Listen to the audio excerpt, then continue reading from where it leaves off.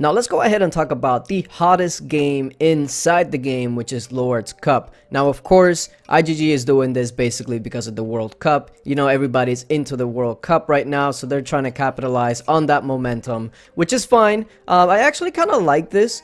Essentially what this is you're trying to use your troops, whether you use T1, T2, all the way up to T4, to get it to either a fort or a base.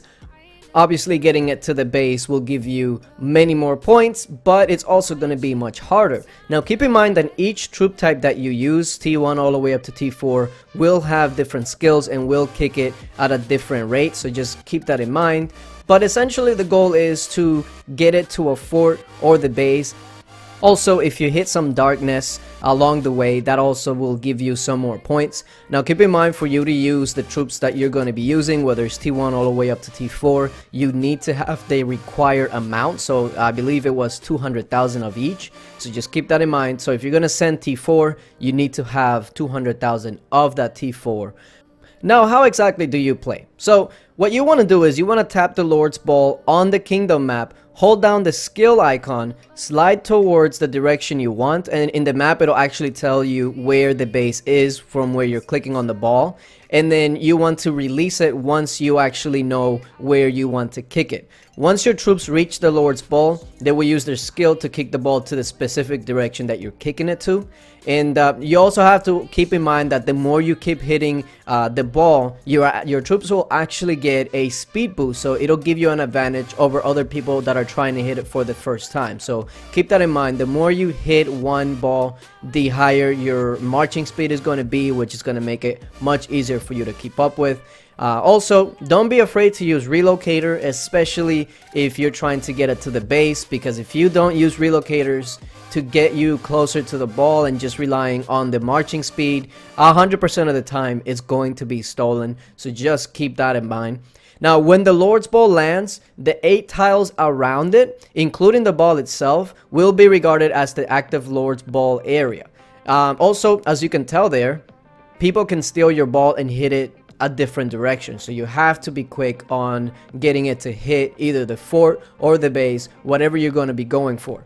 Now, is it actually worth it? Now, this is the Guild Cup. This is where all your guild points are added up, and if you look at the rewards, it resembles kind of like the KVK rewards, maybe a little bit less, but in the grand scheme of things, the rewards really isn't the best thing about it. It's more of the fun factor.